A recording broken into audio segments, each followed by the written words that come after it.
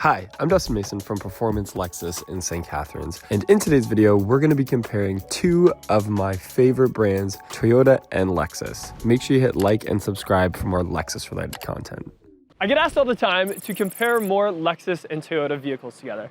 And what better way to do that than to be sold by a Toyota salesperson on why a RAV4 is better than the NX while I try to sell her an NX. Which is definitely not gonna happen.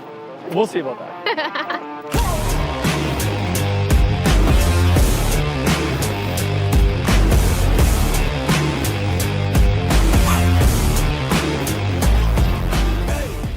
I'm Dustin Mason from Performance Lexus in St. Catharines.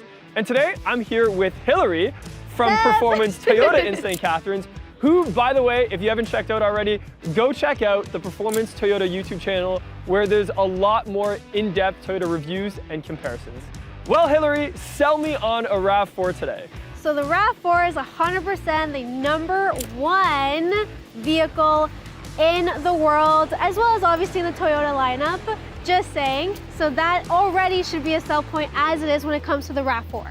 So even though the RAV4 is the top seller, as Hillary said, the reason we have the NX here today is because they're kind of cousins to each other, although maybe one of them's a bit more expensive. And maybe in this video, we'll find out if it's worth that extra money. So Hillary, show me a little bit about this RAV4 that you have here, which I think is the limited package. So this one is a limited package, which is great. Now with that being said, the RAV4, just to kind of compare, first and foremost is just that front end, like nice and aggressive looking, nice and wide.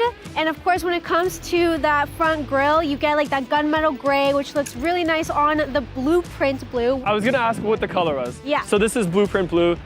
It looks kind of dark, but it does have a lot of blue to it. And as soon as like the light even hits it, even just a little bit, it's nice and sparkly. So again, when it comes to the dark colors, a lot of people don't like because why? You see all the dirt on it. Okay, so. Makes sense.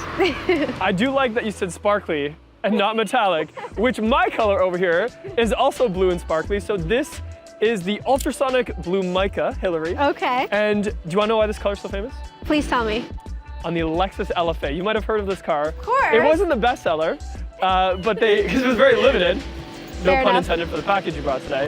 And it also Okay, has I some like that. sparkly to it. It's a little bit brighter than your blue though. Yes, absolutely. To each their own when it comes to blue cars. I didn't purposely wear a blue suit. I didn't know we were gonna have too much blue going on today.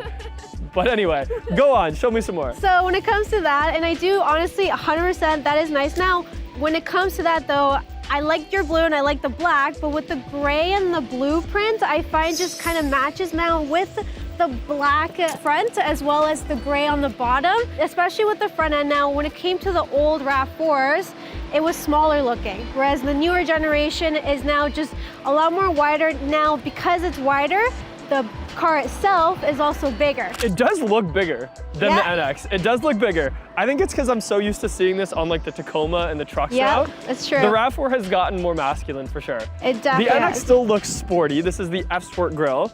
And it does have, instead of chrome, it's like more of that piano black. So it's a little bit more blacked out. It is a little bit harder to keep clean, but when it's shiny, it looks really, really good.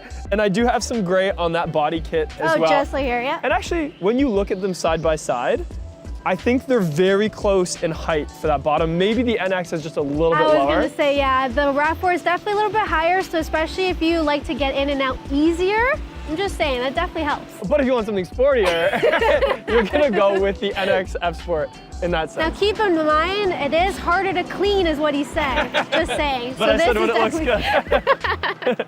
Also, on the front of mine, I do have a front-facing camera, which I noticed yours We do has as well, absolutely. Now, Bird's eye view camera as well with your RAV4, so that is something that you also get on the limited package, as well as your 360-degree sensors, which definitely helps, especially nowadays, because you never know. I think they're both gonna be the similar equipment. Yeah, I think they're that's gonna true. have a lot of the same features. This one is an F-Sport Series 3, and that's a limited, so we're talking the top tier Yes, of both gas vehicles. this is true. Amazing.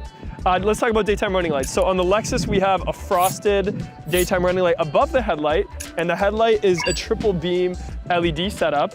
What is yours? So this one is gonna go more so like daytime running lights as well, but then you do also end up getting like that secondary light on the top, which I actually find I kind of like a lot better than that. Not even, my own opinion. I think we're both gonna be biased in this video. But do you have headlight washers? I have headlight washers. I do not. Right? And in Canada, we have a lot of salt on the roads in the This is wintertime, a lot of dirt and dust, and sometimes that can create diffused light instead of directed light, and that's why we still have those washers. Wow, okay. That I will say Point is for nice. Lexus. Okay, Hillary, but let me show you the side profile of the NX350. So in the S4 package, we have this blacked out wheel. It is a 19-inch, as well as the painted fender flares above it. And of course, because it's an S-Sport, we have an S-Sport badge. In terms of other blacked out areas, so we have the mirror caps themselves are blacked out. It's got dark chrome over both windows and sort of wrapping them around. It's like that smoked out look, which is super classy. And I know I have something you don't have. Okay. Electronic door handles. So instead of the traditional mechanical door handles, these are the ones where you just put your fingers into that little handle. Give it a try. I want you to try. I was gonna say, I gotta try this. So there's like a button there. There's like a button. Yeah. There's like a button. But it's when you get out of the car that's the most important. That's that time where you just use your little thumb and you can sort of get out in one motion instead of doing that awkward thing where we all do, where we grab a handle, push with our elbow. I don't know about you, but that's how I get out of a normal car. And with the electronic door handles, that's how that works. So with the electronic door handles, 100% that's amazing. But with the keyless entry that you do get on the RAV4 regardless, especially when it comes to the key fob just being there, your hand is literally right there and then you can open it, right? So it's a door handle. So it is a door handle that I find a lot of people still love traditionally. I will say, it doesn't break. A door handle can't Right? break. Yes, Exactly. I get it, 100%. What size of wheel do you have there? So this one is a 19 as well. So Okay. that is definitely something that we're both in the same running with. Again, more when it comes to the newer RAV4, it's gonna be taller, it is gonna be longer, and the fact that it's wider. Now, even just kind of comparing, me personally, I like my space. I love this, but it does seem a little bit small in my opinion. Having all that comfortability and all that space to be able to just put stuff, or even on a long road trip. It does seem more squared off. So when we're standing beside the 2, which Yeah. is rare, it definitely looks bigger. Like Yeah. the RAV looks a little bit taller, the doors look bigger, it looks more squared off. Where with the Lexus, it does sort of seem like we went more for style over Comfortability? Yes. maybe that's it. But for me, I don't necessarily need the size. I would rather have a little bit more style. And actually, when you see them side by side, it's almost like the NX is a bit more coupe-like. It's almost like a four-door coupe, Yeah, right? fair enough. Which makes sense because the NX first was designed on the IS platform. Yes. A lot of okay. people think that the RAV4 and the NX have the same platform, Yeah. which they kind of do now. It's probably the most similar they've been. But originally it was on the 2-door. Okay. And that's why even the body lines are a little bit more coupe-like, where we see them flare And I up even and then see like that rapidly, back window too, right? Yes, Yeah. the window on the door is really small and starts to taper off Yeah. quite quickly. And it gives it that coupe look. When I look at yours and I'm like, wow, this actually reminds me of like a truck. Like Yes. it actually has like that bigger space, and even So the door it has itself more is like bigger. that SUV look, right, and everything. Now, again, all the black trims that you get on the actual body line as well, and then again over here. So you have that reliability, again, just in case of anything. But if you want more of an SUV type, this is more so what I feel like we're gonna get into. Now, I hate to say this, but let's look at the trunks, where I think you're gonna beat me again. Can I just say, Toyota, number one, we all know this, my RAV4 fans, we all know how much we can fit into these trunks. All right, so coming around to the vehicle, first and foremost, it comes to the back, right? So the first thing that you're gonna see is, of course, the taillights. Now, the taillights, on the other hand, is nice, rugged, and it looks absolutely amazing. That matches the back end of this vehicle. So what you're gonna see, of course, you have your rear spoiler, which I know you have, but you have the nice third brake light at the back as well. And of course, your rear window wiper and your gray, nice and trim that also matches on the bottom as well. So at the back, we do have these really gorgeous taillights, which are the LED style. I like how they're separated. And then we have the one that goes from left to right above the LEXUS emblem. And it's kind of cool that we saw a rebranding with the Lexus emblem on the back to be a little different than previous generations. We do have a lot of piano black, so the taillights are piano black. We have piano black up at the top, similar wiper that's not, tucked away or anything. It's just very standard. And then at the bottom, we have sort of this lift kit and rear diffuser with the exhaust tapered up underneath, which is sort of to future-proof it because of EVs coming into the marketplace. We're seeing less and less exhaust ports. So it does make it look a lot more slimmer. That's one thing I will say that is nice. But the rugged look, I still feel like is, you see the exhaust, I think the RAV4 is just very utility. Like it definitely makes sense. Yeah. But you know what we don't know yet? What's that? Is which would win in a race when we open the trunks. Toyota, just saying. There's only one way to do it. All right. Okay? Okay. We'll count down from 3, 2, 1, go. You're gonna go on go. Okay. Not one. Are you sure? 3, 2, 1, go. For everybody.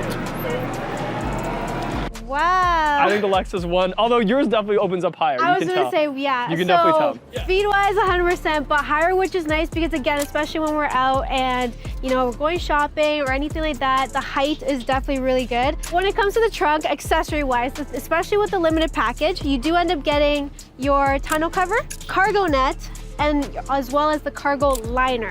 So you literally get all the essentials when it comes to this specific package.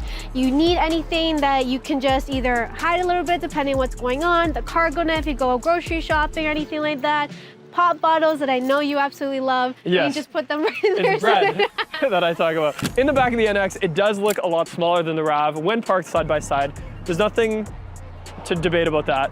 Also, we're standing on a ledge, so it does seem like it's not high enough for me, but it definitely is. So in the back of the NX, I have something you don't have. And that's a medic kit. Because every Lexus comes with a little medic kit. So inside there's like, you know, scissors and bandages and pretty much all of your health and safety gear, even some tweezers, which come in handy on a road trip if you ever need those. So those Velcro just to the side here. Other than that, even the mats are trimmed in red because the interior of this NX is red, and the mats say that it's an F-Sport NX instead of just the regular NX, which is what we have here. I also have a tonneau cover. It's a little different from yours. It's the fold style. Doesn't this kind of take away from like from vision? Space? No. From space? Well, the nice thing is I can put it underneath the fake floor. Okay. So that's what I like to do is if I'm not using it, I tuck it in there and I have a massive storage space underneath that rear floor as well. Can I ask, where's the spare tire? Why would you need a spare tire when you're gonna get towed anyway? You have a medic kit, but just in case. The typical Lexus owner isn't gonna get their hands dirty on the side of the road, switching that tire over anyway. They're gonna just call Lexus Roadside Assistance. That's free for the first 4 years anyway. And Toyota, you get roadside assistance as well. Just saying. Do you have grocery hooks? Grocery hooks? So grocery hooks are on either side of the trunk, and that way you can put your grocery bags. You might have them, but I don't know. I was gonna say, I don't believe so, to be completely honest with you, but we do end up getting just kind of like a cubby hole that's on the side, just to be able to put anything in. What about power folding rear seats? Power folding rear seats? Yes, I have power folding rear seats in mine. I have power in my muscles. They can just fold right down. They can fold down, okay.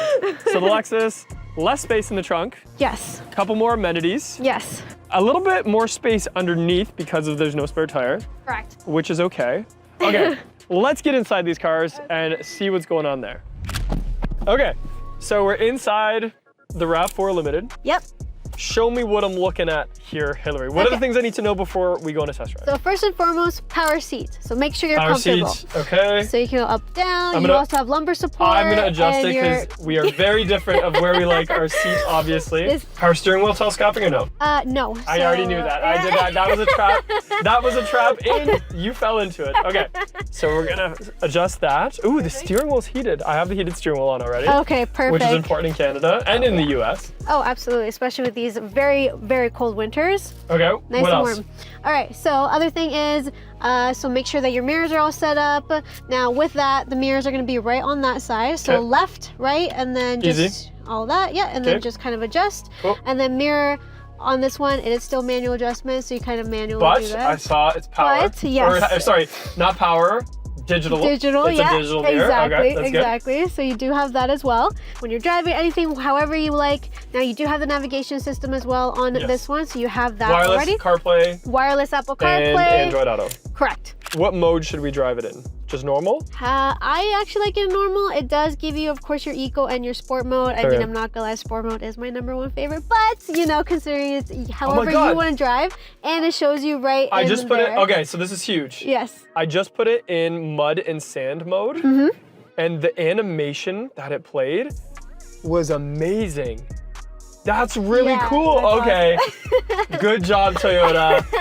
That is really cool. Yeah. I'm gonna put it back to normal. Okay. And we're gonna do normal. We're not gonna do eco. Okay. We're not gonna do snow mode. We're gonna maybe do sport probably later on. sport a little bit. Yes. Just kind of feel that. And yeah. the shifter does seem pretty solid. Oh, heated and cooled front. Heated and cooled seats. I didn't even realize that they were perforated. That's nice. Okay. Yeah. So we're gonna do You know heated. that? I do like that all the buttons are actual buttons. Like I'm Yes. pressing in stuff.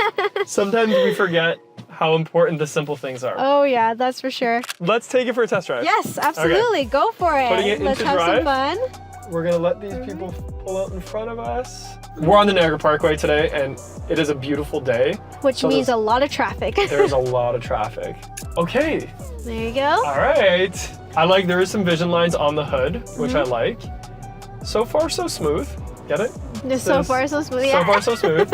I do hear the engine a little bit, but that's okay. I don't mind hearing the engine a little bit. That's totally fine. And that pickup when you did and everything, Yes. it's responsive, I'm right? gonna try the sport mode now too. There you go. And the animation for the sport mode's cool. I love do the like sport that. mode, yeah. Okay, it didn't search for a gear or anything. That's No, nice. Nice and smooth, That's actually right? pretty nice. Yeah. I'm just gonna go a little faster. You know what? Not bad, Hillary. This is not bad. And also, I will say, the digital gauge cluster is very sharp. I worked for Toyota a number of years ago, Yep. and the RAV4 did not have that gauge I was cluster. gonna say this is definitely new now in the new generation, Yeah. and it's not too much, but just enough, right? Yes. That it goes really well. The screen's placed well. It kind of does remind me of the Lexus. It's up in the center, Yep. but easy to reach. There's no mouse pads or anything like that, which is fine. I should have brought my sunglasses. Now we're like into the sun. That's okay. We're gonna be fine. We're gonna be fine, Hillary. Yeah. Now, Okay. if you do end up going a little bit in the lane, remember you get all your safety I was just gonna features. ask. I was gonna ask, Yes. what safety features do we have? So now, if you go in and out a little bit out of the lane, it does give you your lane assist, so it does kind of How nudge does you it a tell little me? bit. Yes, okay, It nudges does, me? yeah, it does Okay. nudge you a little bit, which is nice. You do get your blind spot monitor, so the indications on the mirror as well. And then if you're ever getting too close to another vehicle, it does do the auto braking, but it does beep at you first, depending on how Okay. close you are. So if we're on the highway Mm-hmm. and I veer out of my lane, does it vibrate or does it yell at me? You can do either or. So you can do but, vibrate? You can do vibrate, Okay, okay. yes, absolutely. You Okay. can actually adjust that in the settings. It'll let you do either both or one or the other. Okay, that's Yeah. cool. I like it. So this one is a 2.5 liter, 'Kay. 4-cylinder gas model. Okay. But yes, this is what the RAV4s are now.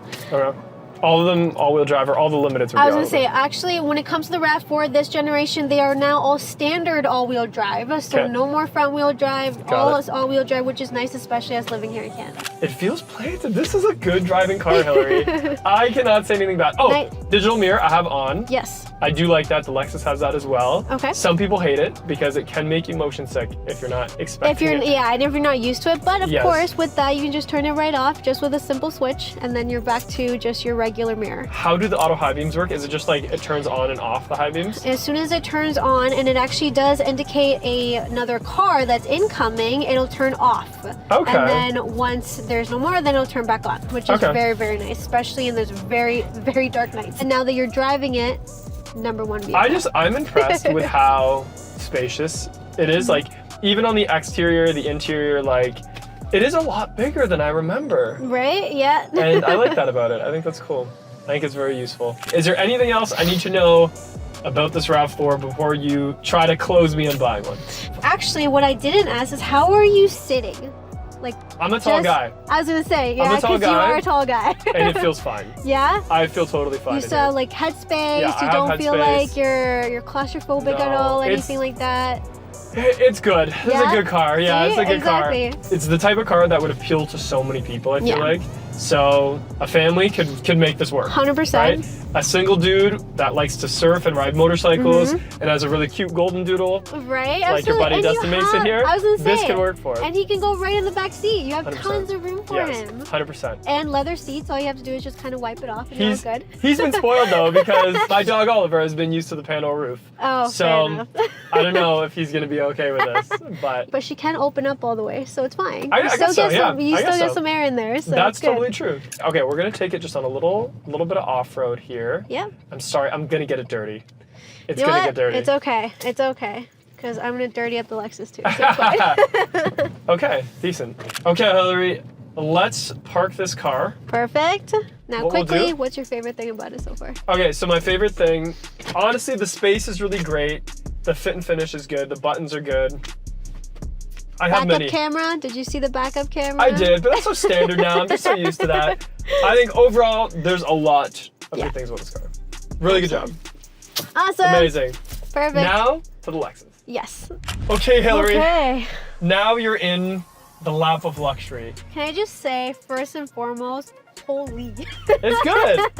It's good. This is definitely a lot, but it's interesting, but it's nice though. So it's like a little cockpit. You will notice Okay. everything is facing you. Yes. We have a lot of buttons that I'm not going to go over because they're just expected. Things like, you know, the bird's eye view, Yeah, all that of course, stuff. of course. Massive screen here. Once you set it up, it's not as intimidating as it looks. Okay. And all the climate controls are digital. And that's why I noticed in the RAV, actual buttons is nice sometimes because I'm Yeah. used to like This? the iPad. Yes, exactly. Okay, and this is just, oh, and you hear that Yeah. too, okay. And then there's like your climate. You and know, stuff. at least you still have like that grip, which is nice too. Yeah, there's some Okay. grip to it. Yeah, The steering wheel's perforated, so it's easier to grip.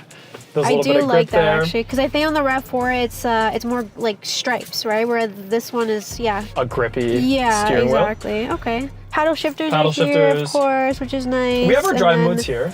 Okay. So it's Eco, Normal, Custom, Sport, and Sport Plus. okay. Do you want to know the difference between Sport and Sport Plus? Please tell me what's the difference. Sport Plus actually tunes the suspension. Oh, really? So we have fully Okay. adaptive suspension in this car. Oh, wow. That's crazy. So it changes the colors a little bit here. Yeah, in and the you can digital. customize all that. Okay. Now, I know I'm a little taller than you. I don't know if the viewers can figure that out. Can you see the heads-up display right now? No. Okay, so we're gonna do, so on here, we can adjust that. Okay. And we can go up and down so that you can see I it. see it now. Okay. Should I go up or okay. down? You know what? Like even that's perfect. Okay. That's And the perfect. cool thing is these steering wheel controls, you're just gonna soft touch I was and gonna you'll say, see I noticed everything on your that. heads-up display. Okay. You know what I mean? So it's like a trackpad. So before we go for a drive, Okay. let's put our sunglasses on. Perfect. All we right, go. let's do this. So the shifter is gonna be a little different than what you're used to. Yes. You're gonna go over and up. Oh, so it's like, guys, it's like the Prius, literally. Or the exactly. Lexus LC500. Or there's that too, but I'm just saying our Prius has it too. Just saying, okay. I'll give it that. All right, let's Over do and this. back. That's drive. No, Over and up. There you up go. goes into reverse. All There you right, we got it. Okay. The full 360 camera, of course. Yes, bird's eye and view, then full down. 360. We're good to go. All right. Check that blind spot. A busy Niagara-on-the-Lake drive, everybody. Absolutely. Actually, Queenston. That's where we are right now. Okay, so all ready. Nice and smooth already. Of course. Perfect, 100%. Of course, it's a Lexus. That's you, right. You would think so. Now, one thing is, I do. You know what? She's responsive. Like Yeah. I'm barely touching my foot on the gas pedal, and she can go a little bit, which is So, nice. what you feel there Yes. is a 2.4 liter turbocharged engine. The same one that is in the RX 350. So the bigger brother or sister or Okay. cousin, whatever you want to say it, Yeah. to this absolutely. car. So the NX 350 has that engine in it and that power plant. Okay. So tons of get up and go. To the point Alright. that I can't even get you to experience it in full on this I was gonna say yeah. slow speed road. But it's even torquey. going in, yeah, I was about to say going in sport mode here just a little bit just to kind of see how that, and yeah, wow, that's like even me barely touching it. It's good. It can, yeah. It can go. This thing can go, and like, and I mean when I say responsive is like instant. Yeah, the torque. So, that turbo yeah. gives you that torque. Absolutely. And that's a big difference between the RAV is they don't share the powertrain for these ones. Yeah. Let me just go back into. How to go Just back push to the middle if you want normal. normal. There we go. There you go. Back to normal. Pretty good, I guess, too, because that turbocharger, the I the was gonna engine say doesn't with have the to work too turbo, hard. that was actually gonna be a question of mine because I know a lot of people tell me like, well, turbos and everything, but I know a lot of the vehicles, even the Toyota lineup, starting to go into turbos, right? Like the Highlander. Yeah. So even though it's a turbo, gas efficient wise, not bad. Also, the handling. So I know we're going through some turns, and we'll Mm-hmm. have some bigger turns coming up. Since it's like similar to that IS platform, Okay. it really does hug the road. So I don't know if you can feel that or not. Yeah, actually, yeah. Honestly, I do. I definitely do feel that. Now, this is literally my first time even hopping That's into exciting. one. That's so exciting. I'm like everything that I am showing here, guys. This is like my absolute first time. So This is nice. I will say this for sure, especially if you would really like that sporty feel, because again, F-Sport, right? Yes, so the F-Sport. Sporty feel is definitely here for sure. The head-up display, I will say, I do kind of like. Of course, it's something I'm not really used to, but you know what? No, that is pretty nice. And all the F-Sport packages have that standard now. Oh, okay. Which is sweet. Oh, nice. Okay. And at nighttime, when you're driving on the highway, you don't have to look down. You can just look up above your hood, and you'll see your speed. Yeah, that's, you know what? I do like that for sure. Okay, so there is a secret feature that I Okay. haven't shown you yet. Okay. Keep your eyes on the road. Don't worry about me. All right. I just turned on proactive driving assist. Okay. So what that is if that person in front of us Yes. slowed down, Okay. and even without you touching the brake, our car will slow down with them. Oh, So nice. it's like a bubble of safety around the NX. If someone pulled out in front of us, even without you initializing it, Okay. it will react and like keep us. Oh yeah, keep us it safe. shows like the car right there. And Yeah. oh, that's cool. Okay. Yeah. You know what? All right, Lexus, I get it. I get it. Right? There's a little bit extra safety there. It is Yep. getting used to because it feels like someone else is helping you drive Yes, the car. just a little bit. But you know what? Considering, especially like on long drives. Now with that, even just thinking, because I love to drive and Yeah. I do like very long drives. But even just the comfortability in this thing, you're hugged. Yeah. Right, and just like you were saying about the road too. So you know what? Yeah, It's smooth. It's nice. It's It quiet. is smooth. Yeah. And did you look up? I saw the panoramic sunroof. Have a panel roof. Oh my god. You know what? That is one thing I will say. Toyota, please put in a RAV4. But And maybe they will because Lexus just a few years ago didn't have it for the NX. okay. And then with the redesign in 22, they added it. So maybe, Maybe then. I don't know when the next oh, RAV4 yeah, I redesign felt is. that. It like slowed down a It little slowed bit. down, yes. Yeah. Okay. It kind of, it might turn you into a bad driver because you'll rely on it, as I do. Sometimes I'm like, oh, I know my car is going to slow down. Yeah, Person in yeah. front of me slows down. So if I'm like looking at a puppy out the window or something like Puppies that, are cute Yeah. and very distracting. it's Yes, great that the car will absolutely. know that I'm in puppy mode. Yes, absolutely. Or if I'm seeing like a GTR on the road. Or a GTR. Right? Or a red GTR. Or a red GTR. You know who you are. Yeah, exactly.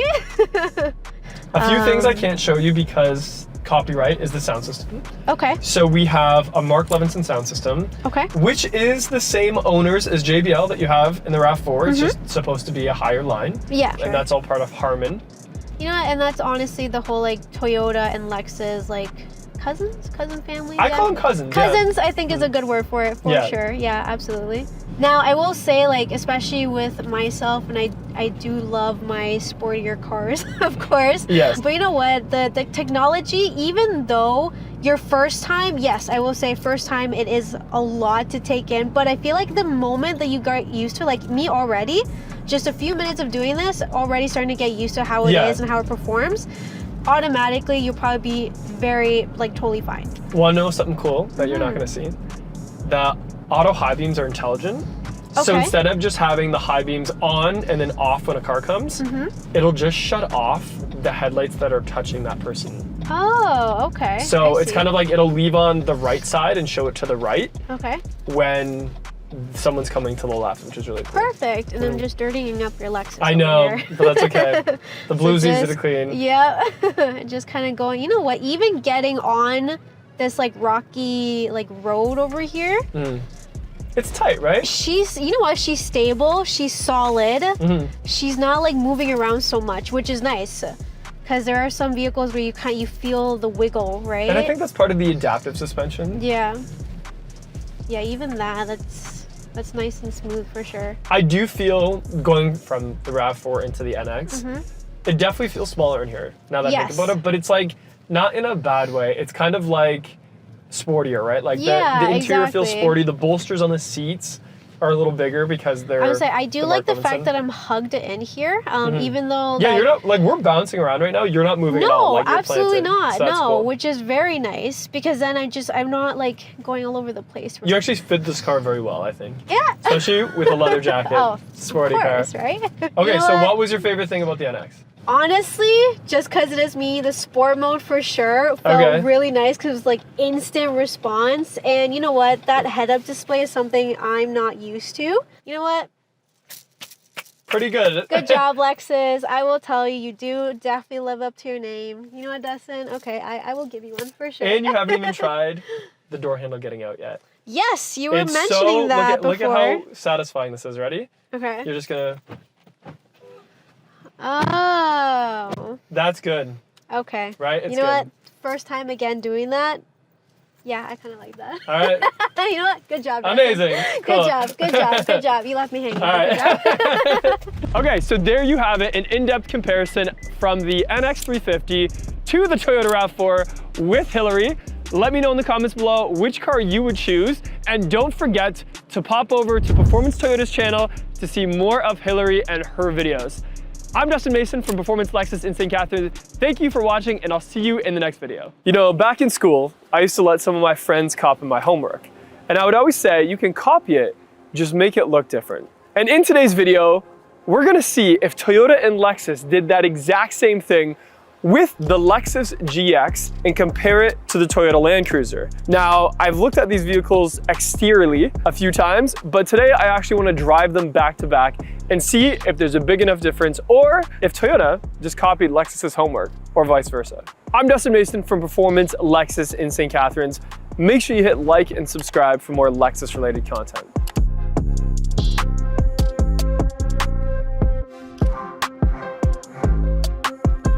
Okay, so being that I'm a diehard Lexus guy, it's rare that I prefer the styling on a Toyota, and I think with the Land Cruiser, I don't know if it's just because I look at a GX all the time, like every day, and that this is just different, but I do think I like it a little bit more. We have the Toyota actually spelt out, that's the Heritage style grille, with a little bit of like squared off grille happening, a little bit smaller at the top, a little bit bigger at the bottom. We have that front-facing camera. We also have a little bit of that off-road branded fog lights. They say rigid on it. I remember seeing that with the Tacoma as well. I think that's really cool, really rugged. I love these headlights, but I've also seen that like Heritage circle headlights, and I think that is really cool. There's lots of dimensions to this front grille. I know I'm gonna overuse the word rugged, but it definitely looks rugged. We have a little bit of texture below that headlight. The daytime running light is super squared off. In fact, a lot of the things on the Land Cruiser are sort of squared off. There's like sharp angular lines. We have a little bit of angles here on the hood that's different from the GX, and I'll compare that in a second. Both hoods, I noticed when you're sitting in it, you can really see those vision lines, and it does have a really good height clearance. It's up to like my knees, I guess. And then even underneath that, we have a really big angle to the main chassis with a couple tow hooks exposed. So definitely it isn't just for show. You can tell that this vehicle can go off-road.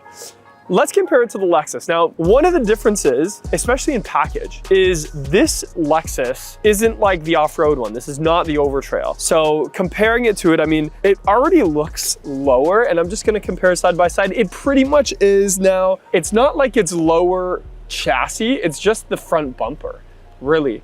It just has a little bit more bumper hang. It goes a little bit further down. It's supposed to be more sleek and less dimensional, I think, with the Lexus. Because again, the Lexus gives you the Overtrail, the premium, the luxury, all the different variances, and this one is supposed to be that city slicker, that city boy, city girl. It is big. It doesn't have, you know, as much of those dimension or sharp lines to it. I do love the daytime running light on the Lexus more. I think that frosted check mark just really does it for me. It's got the triple beam LED headlights. Of course, we have washers for those headlights, as well as we still have fog lights and cornering lights, where I noticed on the Toyota, it doesn't have the cornering lights. It just has the fog lights. But actually, wait, I just noticed, oh, that's nice. I love when I find aero features that actually do something. That's real. So that venting actually does go into the tires and brakes. Not sure with an off-road vehicle why you would need to cool them off like a race car, but I mean, it is what it is. And then the hood lines are different. And that's something that I didn't notice until right now, is that the Lexus and the Toyota do have different hoods. Although standing beside it, there's a lot of other things that are the same. The windshield you'll see is like more of that straight up and down on both of them. However, as you get closer to the hood, this one is like a piano black with lines kind of going front to back. The Toyota, however, is like a textured plastic. So it's a textured plastic with some vents. So that alone makes the two look a lot different. And again, just a little bit more, I don't know, utilitarian on the Land Cruiser, where the Lexus, again, having that little bit of painted material here. Oh, also, didn't realize this until we parked. It's a different black. So this is more of the gloss black, which we used to see in like the F Sport. It's like kind of similar to that obsidian color. It's one of the oldest Toyota colors. I have a Toyota Supra that has this color. And then on the Lexus, of course, we have Caviar. Lots of deep metallic flake to that color. A little bit nicer for hiding scratches and stuff like that. But the Obsidian is that full blacked out look. Okay, talking about the side profile, and I want to start with the tires. So on the Land Cruiser, we have a Michelin LTX Trail. It's got that soft little bit, kind of like the Pilot Sports, which reminds me that this is like the Pilot Sport of the off-road tire. Not only is this tire setup different from the GX that's beside me, but it's also different from the Overtrail, and I'll talk about that a little bit later. The fender flares are textured, where on the Lexus are a little bit more of that body color.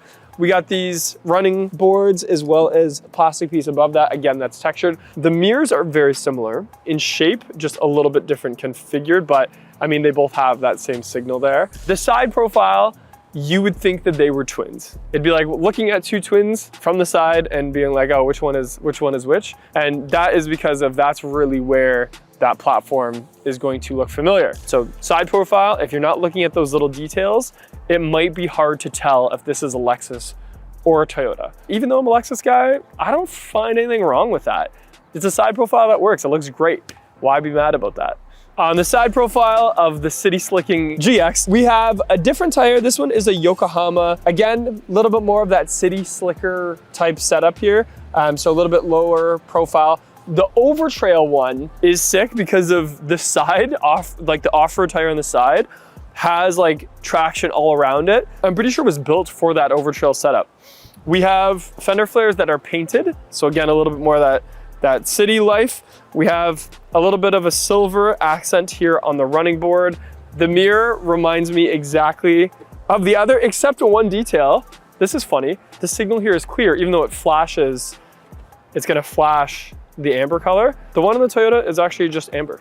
It just looks amber. And then all the way to the back, that same exact silhouette and even same ride height as the Toyota. Okay, so going to the back of the GX, we have that big taillight that goes from one side over to the other. It's very three-dimensional. It's got, you know, a little bit of angles to it. It looks super soft. LEXUS is just above that. We got a little bit of chrome there with the GX 550. We have the doggy window, which I love. You can open that up and have your golden retriever sticking their head out, so when you're at the beach. And then sort of going to the bottom, I mean, there's a little bit of textured plastic here covering kind of where the hitch is, but other than that, it's all painted for the most part. I will say, and I do miss when the GX used to open like a door, this particular one has the 3 rows. So it kind of gives you that flexibility that if you want to bring a couple extra passengers, it pretty much eliminates the trunk after that. Like there's enough for, you know, maybe a 6-pack of beer or something like that, a 6-pack of Coca-Cola, whatever your thing is behind there, but not a lot. When that's down, the trunk is pretty big. We have lots of room back here. You can fold down the seats, power. We have an outlet so you can plug in your cooler, all of those things. But you know, it is kind of nice having that 3rd row sometimes too. So to each their own.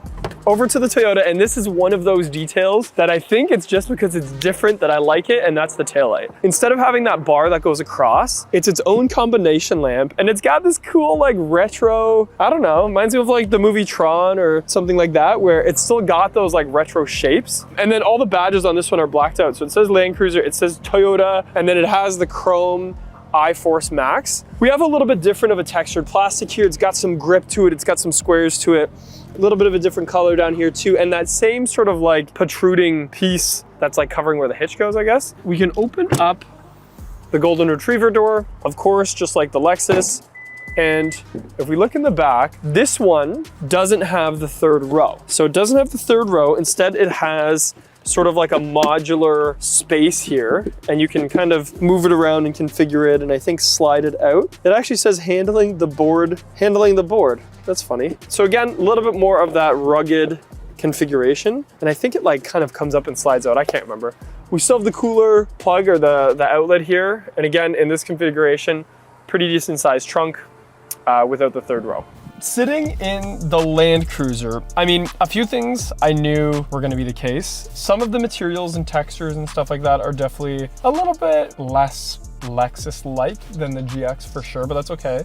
There's also a few things I'm really impressed about. Like the buttons on the steering wheel are super satisfying to use. Okay, so it's a very similar one to like the new RX layout and the GX layout and stuff, where it's kind of like preset screens and you can customize them a little bit. And then I really like this volume knob because you kind of just go up and down like that. I kind of like a physical shaped button sometimes. Also, I noticed in the center, we have physical mode. So we have sport, normal, and eco, so we'll put it in normal. And then we have, oh, we can select the different multi-terrain select. So auto, dirt, sand, deep snow, mud, okay.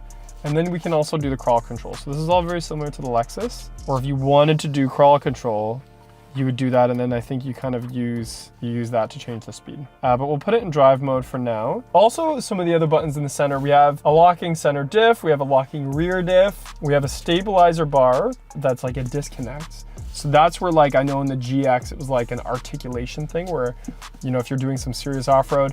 And the whole point of these off-road buttons, it's not like you're gonna use them in collaboration all the time. It's kind of just like giving you an extra place to go if you need to. Enough talking though, because I'm excited to drive this because I haven't driven it before. Oh, really cool. That's sick. The display on the screen, I forgot Toyota started doing that. And I wonder how I control that. Anyway, so it's a hybrid, don't forget. This is the iForce 4-cylinder hybrid powertrain. Trying it out for the first time. Super smooth. Gonna go over some bumps here. Oh yeah. It's just as solid as the GX. This one has a higher sidewall, so I'm kind of wondering what that's gonna feel like. And I am gonna try it on the highway quick too. Super light steering. Oh, also we should see how these tires feel on the highway. That's something people always ask me. A lot of highway drivers that want a car like this for, like, you know, their weekend, their cottage, stuff like that. I like the dash layout, like buttons and switches. That's something that the industry went away from, and I'm glad it's coming back. Physical buttons are cool. I like physical buttons. I kind of miss those in a lot of luxury cars right now. I love the seating position. I love the hood lines. I always thought that was great that Lexus was doing that with these cars, and Toyota, sorry. Keep forgetting I'm in a Toyota. And now I'm gonna do, this will be my first time actually punching it with this powertrain. It's so smooth. Like that extra hybrid aspect of this powertrain makes it so smooth. Wow, some good gear shifts. Okay, no one's gonna say it's fast, but it's not bad. Another thing, the mirrors are like, I say they're like portrait mode because they're like vertical. You can see a lot with them. A little bit of wind noise, but I think it's just a windy day. Could be the sunroof too, I'm not sure. Yeah, it's decent. Like, it doesn't feel underpowered at all. I don't hear much road noise. Like I said, I hear a bit of wind. We get that regenerative braking. Yeah, it's good. It drives nice. It's really smooth. I wanted to know in this video if we were driving a dressed down Lexus or a dressed up Toyota, and this drives like a Lexus kind of. I would say, with the exception of the interior materials, even the power is not bad, especially at low RPM. I wonder if they did that on purpose because, like, for off-road, you probably want power low, right? It's good. Handling's good. Interior feel is really good too. A little bit of rugged stuff. It's still soft. It's still injected molded plastic. Oh, here's something I love. The volume knob is a separate entity. So instead of being like incorporated, it's way off to the side. The screen is right out of a Lexus for sure. It's got all the safety features. I don't know about proactive drive assist, but I can find out later. It's almost like a package of the GX. It's like if you want the entry level package of the GX, you get a Land Cruiser. And if you don't want to feel bad, because it's like, it's so much less expensive. If you're afraid to, like, you know, do anything that's gonna scratch it, maybe this is the way you go. It'll be interesting to compare it to the GX. And those tires, like going over these bumps, I think take up a lot of it. Okay, so here we go. Overall, drives very similar to a Lexus. We have some different materials, like I do like the Toyota steering wheel. I like that there's buttons here. I think that's great. The cruise control, all that stuff. Even the materials inside, they're definitely less soft than the Lexus, but not in a terrible way. Still has a lot of the same features. Even bird's eye view is standard on this package, which is great. We have all the off-road stuff kind of within reach. And again, just, you know, it makes sense. And the powertrain, I'll see when I drive the GX right now, but it wasn't too bad. So let's see. Okay, so now in the GX, already I see some homework that is for sure copied. That's that dash, the multi-display. It's the exact same. The buttons on the steering wheel are different, for sure. They're a different material. It's funny that, like, Some buttons are higher quality than others, but it doesn't matter a whole lot. But the screen itself, that's the exact same screen. And even paying attention to like the buttons on the side of the steering wheel to the left, they're the same buttons. Sorry, they're the same features, but they're configured differently. So Lexus and Toyota did think, okay, we can't just have them all the same. They move them around a little bit. So that's interesting. On the GX, we have the heads-up display. We have, again, even the shifter, which is same way it works, is just different though. It just like, it does it differently. We have the high-low switch. We have the locking differential switch. Those are all condensed. Now this one, I think, isn't gonna have as much off-road just because it's the premium package. Oh, but it still does that little screen, just like the Toyota. The material's way, way different. Like we have, you know, some brushed aluminum, we have some wood grain, we have a lot softer leather. Although the seats in that Land Cruiser were still pretty good. But let's do it back to back. This will be interesting. I don't know how many people get to do this, so I think we're pretty lucky. Yeah, equally as smooth. Why does it feel a little bit smoother? I'm gonna go over that same bump. That's interesting. I thought for some reason, this is silly, but I thought this one would feel a bit more rugged because of it's like a lower profile tire, but it's equally as smooth. I think that's just how good, how fine-tuned these cars are. A little bit different screen setup too. The Toyota one is a little shorter and wider because it doesn't have the heated and cooled seats and like the climate stuff built in. It had that separate panel for it. So that's a little bit different, sort of like right in the center there. Also the volume knobs in the middle at the bottom. Both have bird's eye view. The heads-up display is nice, I do like that. The power is different because this is not a hybrid, don't forget. This is a Turbo 6. It's got a nice grunt to it. I've had a couple people say they wish it was gruntier, but maybe just for fun, maybe we put it in sport mode. Let's do sport mode. Why not? Ooh, it's got a good throaty intake. It's a smooth engine too. For being non-hybrid, it's still really smooth. All right, the power is gonna feel a lot different, I think, getting on the highway. Let's see. And there's an officer, so we always obey the speed limit, people. It's not crazy, guys. It's not a crazy difference. It is different, and it's a really smooth V6. Yeah, it's not super crazy. It's a nice get up and go. I can see the hood has a little bit of the wind shake. We read all about that online. It's not a big deal. When you see most hoods, they all do that. It's just this hood you can see more of. And I like that. I like that you can see more of the hood. I think it's a bit quieter. I do think it's quieter. I don't know if this is a placebo effect, but I just did the same stretch of highway on both the Land Cruiser and the Lexus. And what I noticed was there wasn't as much wind. I have the sunroof open the exact way, or like just the shade. I went the same speed. Maybe I got a little bit more engine noise out of this. Could be the glass or something, who knows, right? Or sometimes Lexus will just have a bit more insulation than the Toyota counterpart. We noticed that with RX. When I worked at the factory for RX, we one time got a shipment of door lock cables that were supposed to be for the Highlander. And the only difference, they were the same size, they could fit into the same space as the RX, or sorry, yeah, RX and the Highlander. The only difference was the RX had foam on the outside of the door lock cable, just to give it a little bit extra insulation. That could be what's happening here. I don't know, it could be something like that. I will say I like the engine sound of the GX better. A little bit of turbo lag, but it's good, yo. That sounds great, and it feels good. I like this engine better. The Land Cruiser would be more fuel efficient for sure. So if you're driving a lot in the city, that could be a big difference. So yeah, I mean, exactly what I thought. It's got higher quality materials on the inside, surprisingly a little bit smoother sound, I guess. Even in sport mode, I was in sport mode that whole time, but they're close. The two of them are close. There's no doubt about it. Okay, so I figured it out. It's not that the Toyota or the Lexus are copying each other's homework, because that implies that they're trying to be something they're not. The Land Cruiser is almost just another package of the GX, or vice versa. You could think the Lexus GX is just the luxury package of the Land Cruiser. And it kind of reminded me because for many years, Land Cruiser was like its own sub-brand of Toyota. You rarely thought of it as a Toyota Land Cruiser, you thought of it as a Land Cruiser.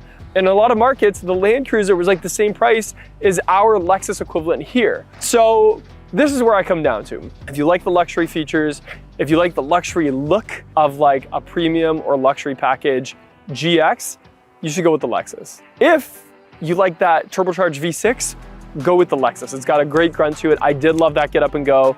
Hands down, that's my favorite part. If you want a little bit better fuel economy, a little bit more ruggedness with those fog lights, especially the amber-based ones, and something that's still a lifestyle luxury vehicle, the Land Cruiser might check all those boxes off. So to me, no one is copying anyone's homework here. They're both really great at what they do, and it's amazing that as a consumer, you have the choice between the two of them. I'm Dustin Mason from Performance Lexus in St. Catharines. Make sure you hit like and subscribe, and let me know in the comments which one you would choose, the Land Cruiser or the Lexus GX. And again, a big shout out to Performance Toyota for letting me borrow this brand new Land Cruiser. I'm sure it's gonna go to a good home. And if you're looking for one, those guys would be a great place for you to stop. So I've done a lot of comparisons on this channel, but today I accidentally came across the most Lexus Toyota in the lineup. And think about that for a second. This Signia, the Crown Signia, I accidentally found out today is actually more of a Lexus than anything else in the Toyota lineup. So make sure you stay tuned to the end of this video to see why. I'm Dustin Mason from Performance Lexus in St. Catharines. Make sure you hit like and subscribe for more Lexus related content.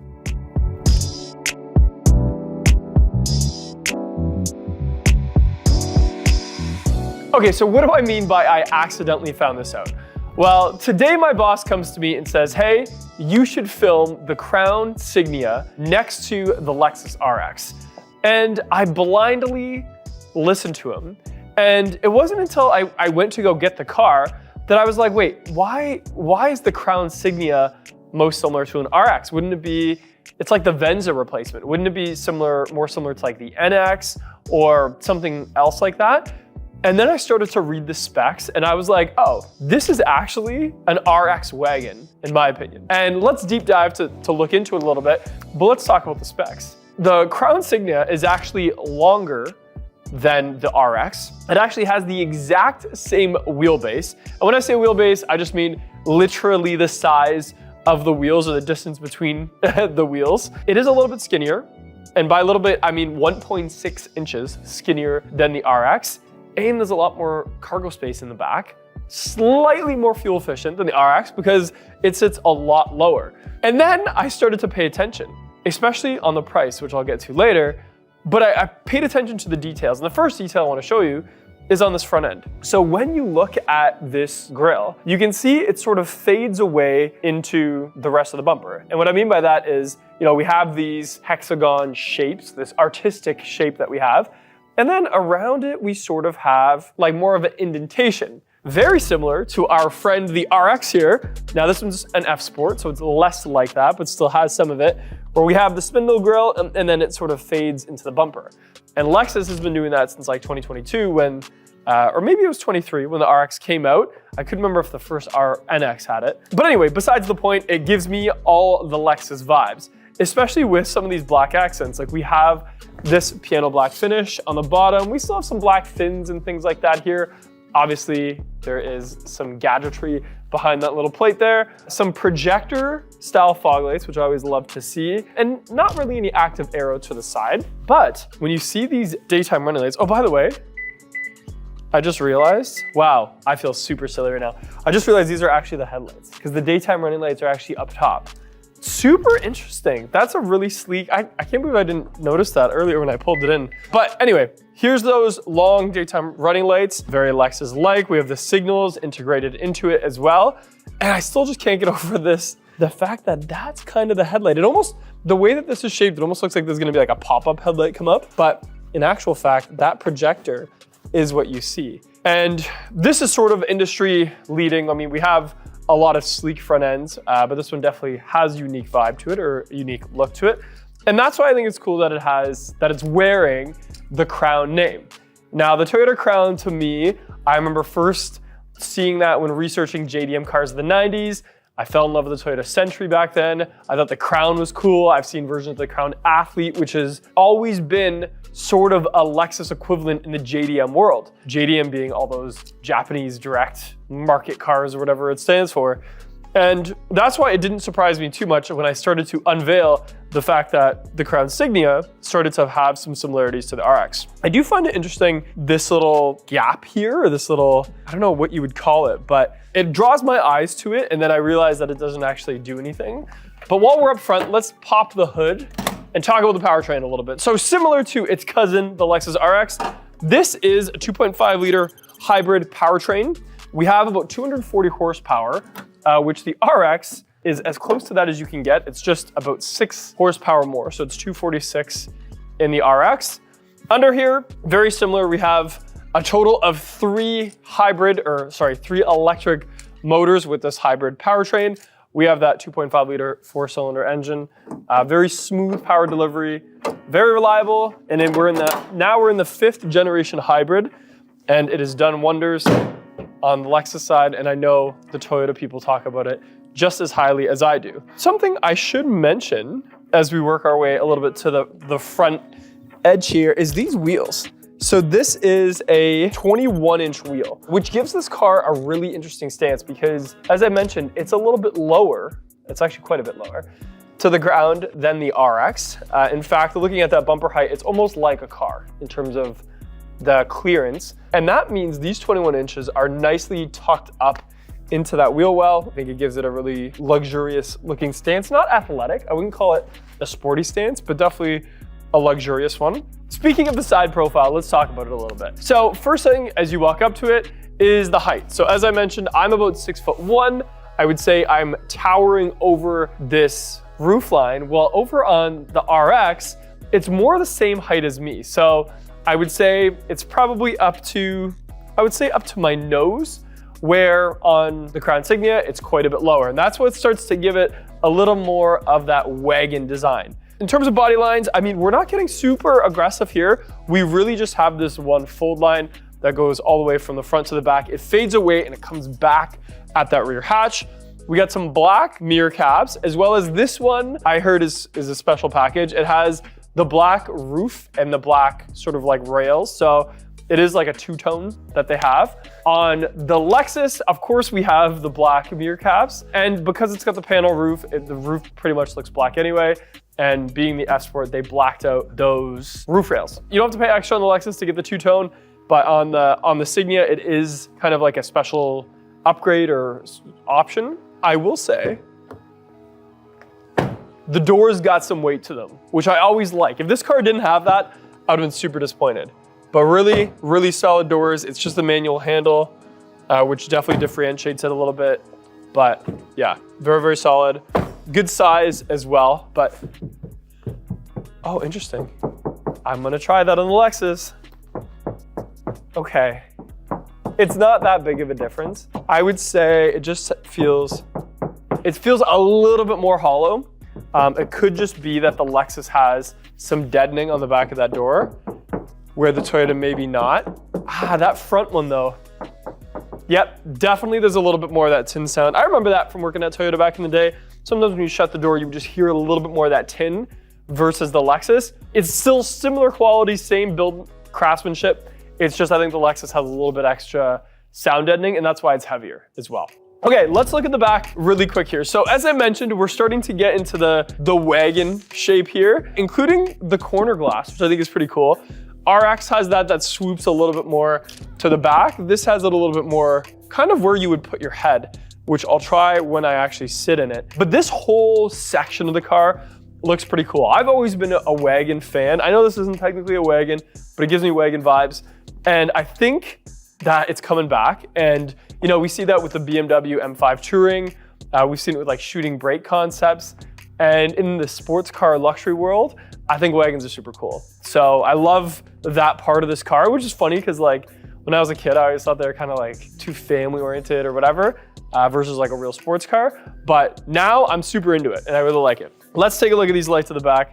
So we have the sides that are like your signals, and I'm gonna turn on the headlights so we can see. It's pretty much a Lexus taillight. Like any of my videos you've seen me do on RX, NX, even LX, this is the taillight that they have. Sometimes it's over top, of the Lexus emblem, sometimes it's below it.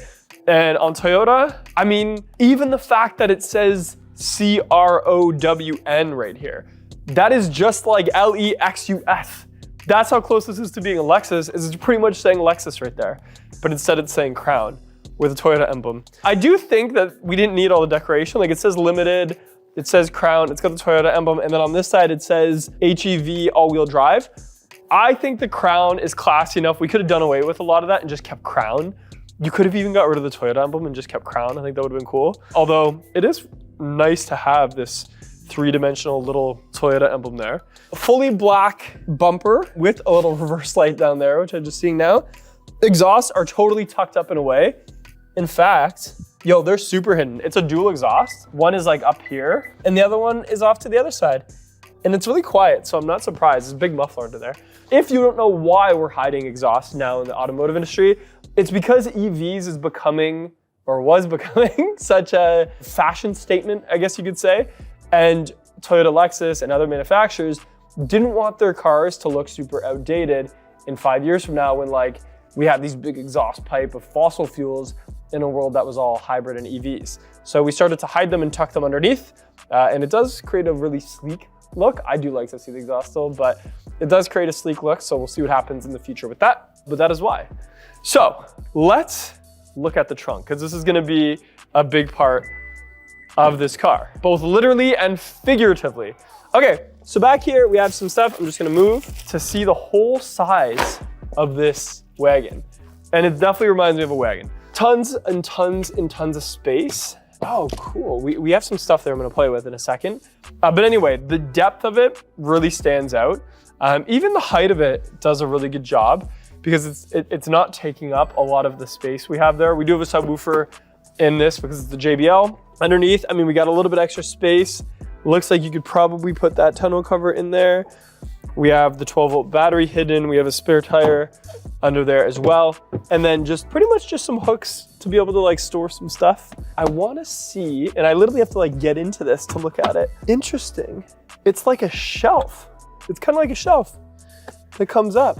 That's cool. I bet you I'm doing that wrong. Yeah, it's almost like a little shelf that you could have here. I guess it probably helps with the privacy. I should have gotten someone to show me what that does because I don't really know 100%. Oh, I wonder if it's when we fold down the seats. We're gonna have to play with that when we get inside. But anyway, I haven't seen that in a car before. Looks like we got a manual release to be able to fold down said seats. I know I've almost never talked about this on this channel, but the carpet is really soft. And I've reviewed some really expensive Lexuses and other makes of cars, some other luxury cars. This is the softest carpet I've ever felt in my entire life. And I think you definitely need to protect it because it seems like it would probably wear out because of how soft it is. So definitely a tonneau cover would help with that. So if you were to compare the back of the RX to the Crown Signia, you right away see that taillight that I'm talking about. That is exactly like it was on the Crown Signia. We have that LEXUS, just like we had the Crown over there. And also you'll notice the black bumper with the hidden exhaust pipes. I'm just gonna peek under. Yep, it's the exact same exhaust system for sure. What I didn't realize was on the RX in this package, it's mostly that textured black, or some people call it gray, with a little bit of decoration painted black, but for the most part, it's all that texture.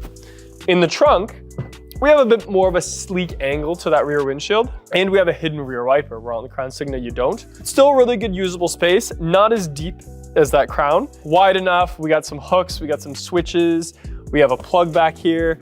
I'll be honest, the carpet's not as soft. And I'm gonna go under. Oh, but you know what? It's because in all the Lexuses, there's a mat that goes on top.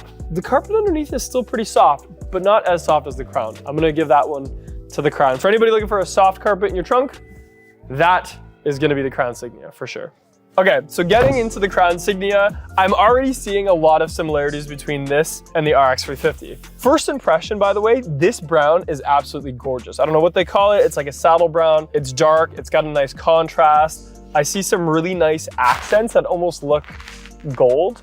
So I'm really excited to dig into this. I'll start just on the left and kind of just describe what I'm seeing. So I do see a theme here of being able to see the buttons. So on my left, I have 3 switches here. Auto high beams, I have headlight washers, which I think is great, and then a heated windshield. And I always love when Toyota had that button exposed of the heated, and it's not the whole windshield, it's just like underneath the wipers. And a lot of cars, you have to like go through layers of screen to get to that.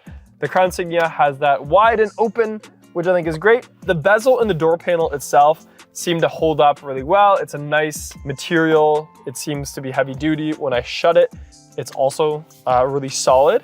Into the center console, right away, I'm gonna show you something. I'm gonna show you a Lexus feature here. You can open it from both sides. This came out back in 2018 in the Lexus ES redesign. And that, well, I guess it was like for the 19 model year. That is exactly an RX right there. And I think that's awesome. I think it's awesome that we have that insignia. So yeah, very nice material, nice armrest. In the center, we got some buttons. We got brake hold, EV mode, parking brake, as well as a drive mode switch and a traction off. The cup holders don't adjust like the RX, but you can remove this little piece and open up the one-sided cup holder to be more of like just like a storage space, I guess, with some USB-Cs right beside it. I'm just gonna try to put that back. There's a wireless charger. Oh, I love that. I love when brands have a wireless charger where your phone goes into instead of just laying flat on it. This one holds it right there, which is really cool. I love that. Then we have some switches. So heated and cooled seats on these front seats, and your climate controls are all controlled in the center there. Pretty straightforward. I like that they're actual switches. I know brands are going away from switches, but whenever I see them, I do seem to notice. So that's pretty cool. The display for those climate controls are good, super easy to use, easy to read, easy to turn off. The screen, let's look at the screen real quick. I always find the Toyota screens faster, by the way. I don't know what that's about. Very similar to the normal Lexus and Toyota layout. It's even got the beep that I know and love. We got the energy flow. So you can see arrows. If you've never seen that before, it is really cool. So anytime you're driving a hybrid, you can see arrows coming from the wheels to the battery, from the battery to the wheels, etc. I'm obsessed with this trim. It's got like a gold look to it, and I think it's really nice. We have the volume knob right here in the middle, and it's smooth. It does the trick. I find I can reach that screen very easily, and it flows nicely into this dash.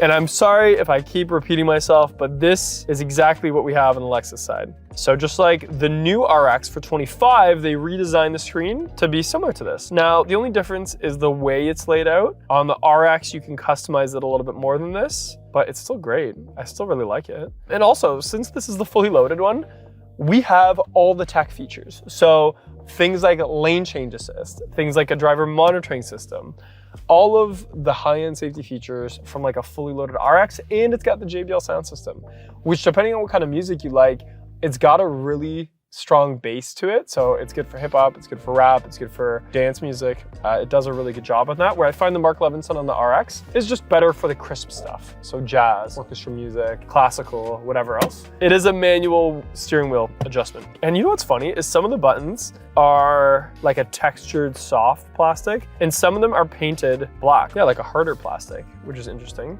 Overall materials, like usually when I compare a Lexus to a Toyota, even if it's the same car, I find the materials in the Toyota they feel a bit cheaper. This one, I'm not feeling that at all. Like this is Lexus quality for the most part. Like yeah, there's a few injected molded plastics that are a little bit soft, but still have a texture to it. I really like the shifter. That's one that's, you know, more heavy duty. But yeah, overall, really good front seat impression. I especially like the seats. I think that the texture and the trim and the pleating on them are really nice. Definitely reminds me of the Venza. Let's check out the rear and see what that's like. Okay, sitting in the back of the Crown Signia, it's interesting because my head is touching a little bit of that roof. I didn't expect it to, but I do have a little tickle in my head. Now I'm 6'1".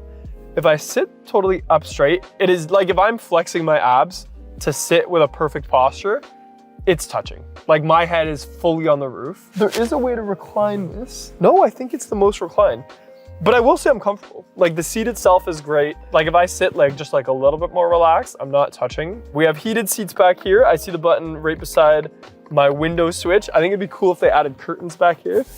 We have a nice armrest with some cup holders. We got some USB-Cs in the center.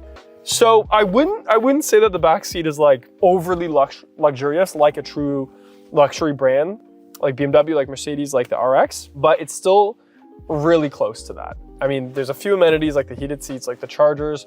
We have this massive panel roof, which in fact, because it's a little bit closer to me, I think might be one of the nicest panel roofs that I've sat in. I think it would offer a really nice view, especially for like a road trip. I do want to see, oh, nice, it's an LED light back here. Yeah, so overall, really nice back here, not overly luxurious. On the Toyota side, it's probably one of the best seats, but on the Lexus side, we definitely have a couple above this, but still nothing to complain about, really. Okay, so we just figured out what that flap is for. So when you fold down that second row seat and you can extend that out, it gives you more surface area to be able to use this as a true hatchback. Not by a ton, but it is extending it, and yeah, could definitely become useful, especially if you're gonna use it like a true wagon, that's for sure. Okay, so to give you an idea, here's the back seat of the RX. Now, space-wise, as I mentioned, I definitely have more headroom here, that's for sure. Same size panel roof, it just seems a little bit further away. I think the width starts to play a part when you compare the two side by side like this. We know the RX is just slightly wider, and I wonder if they've made more use of that space because it does feel like I have more space back here. And since it's a luxury vehicle, we have things like, some storage for the passengers, obviously cup holders that like tuck away. We have heated and cooled seats on this particular package. A little bit higher in materials on the doors, the electronic door handles, stuff like that. So I think if you're gonna have passengers, the RX will put a leg up for sure to that because of the extra space back here. And it's just a little bit more comfortable. Oh, and you can recline it more. I did notice that. Like if I go like this, I can fall asleep like this, where on that Crown Signia, I was just a little more upright, that's for sure. So there you have it. A comparison of the Toyota Crown Signia side by side with a Lexus RX 350. And I don't know enough, I'm not smart enough to know all the plannings of the models and the engineer department, but that Toyota Crown is the most Lexus Toyota that I've reviewed yet on this channel. And it comes in at a price point of $60,000 Canadian, which when you compare that to the RX, you can get a hybrid RX for just a few $1,000s more.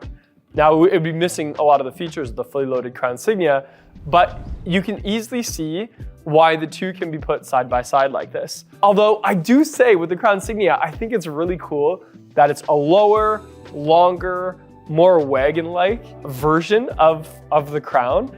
And I'm wondering, I'm putting my thinking hat on, there's enough similarities, the powertrain, even the armrest, the styling, the taillights, all that stuff, that I wonder if Lexus is in the works of their version of the Crown Signia, which could be more like an RX lower, stretched out a little bit. And I think that would be really, really cool.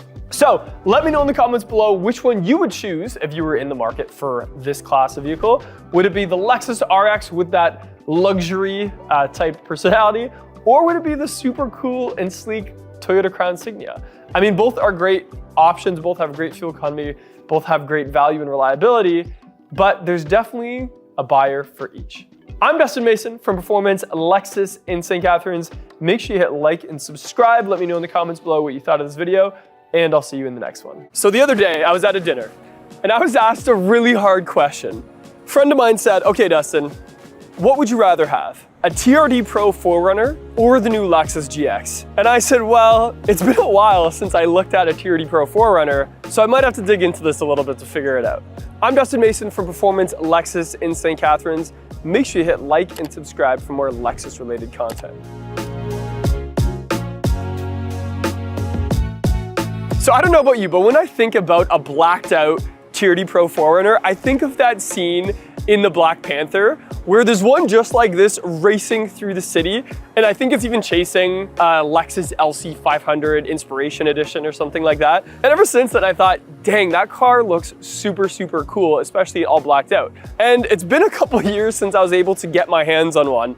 And today I'm lucky enough to actually check out this old body style 2022 TRD Pro 4Runner, which to my end is like the peak of design for this body style.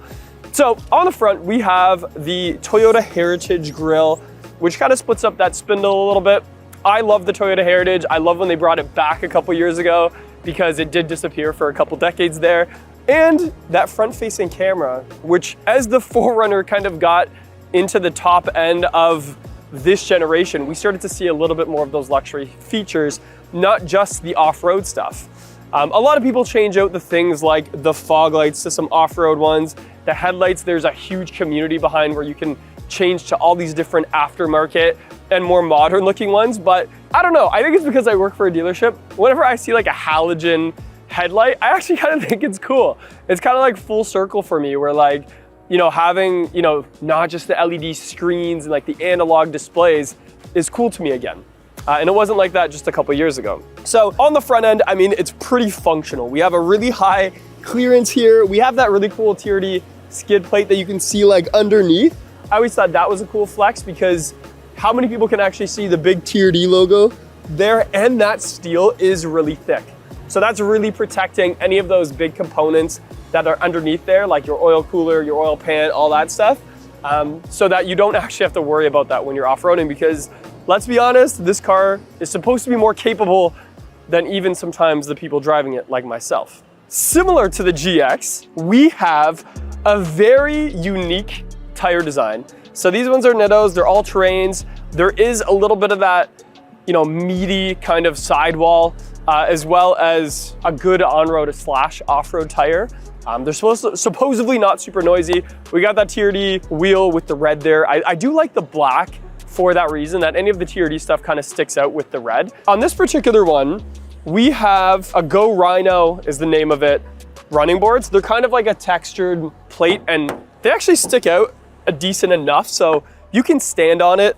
That's the worst thing, is when a running board is like more for like show than go. So being able to actually use these running boards, I find them to be pretty useful. I find with most running boards, I'm like stepping over them, but with these ones, they seem to be placed well. And I think it's useful because this roof rack up top, I would actually use this. Like, instead of just having it for looks, which I do think it looks super, super cool, being able to stand on this and use, you know, put my surfboard on there, use it as actual utilitarian as it is, I think adds a little bit to this. And maybe that's something about the GX is, I don't remember the last time that I could actually reach the top of the GX, where the 4Runner, you know, has a little bit of that shorter body. So maybe that's why, I'm not too sure. But in terms of styling, we got the TRD Pro blacked out badges, as well as obviously the full size back seat.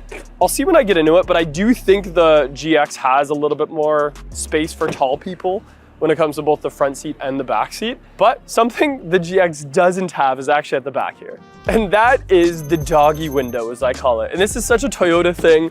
We see it on the Tundra, we got it on the 4Runner. I love it so much. I think it's cool. I would be driving with this down all the time, all the windows down, this window down, and make it feel like a convertible airflow. But also, I have a golden doodle and a golden retriever, so I would like to just put them back up here, be hanging out at the beach. They could be panting and kind of like hanging out with me with that door shut, especially because my golden doodle just wants to like go meet everybody, so I always have to like tie him up somehow. And here he would just chill in that back seat. I also did notice the previous owner put another one of those Go Rhino steps here, which make it, again, more useful to be able to get to that roof rack.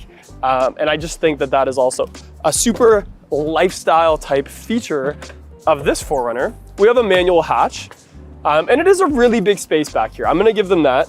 The TRD Pro doesn't have the third row. I actually couldn't remember as I was bringing this truck around. Lots of space, usable power back here. We have a 400-watt inverter, so great for, you know, some small power tools, a cooler for the beach, your, you know, pump to blow up your paddleboard, all of that sort of thing. But really what's gonna come down to it is it gonna drive like the Lexus GX? That's the real question, so let's go check it out.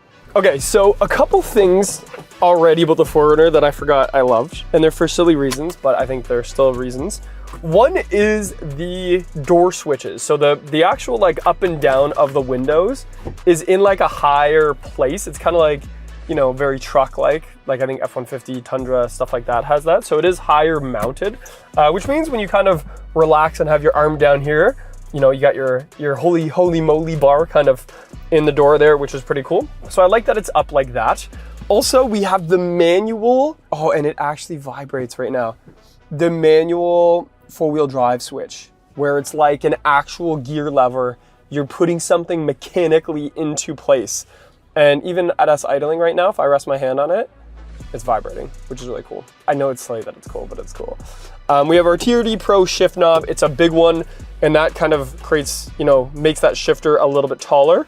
So when you're resting your arm, you can really, you know, put it into gear, which I like. We got some carbon fiber around that on this TRD Pro. Old screen, but I remember these screens to be very quick. Oh, and it's got serious weather, which is nice. I remember them just being really quick. You tell it what to do, it's there.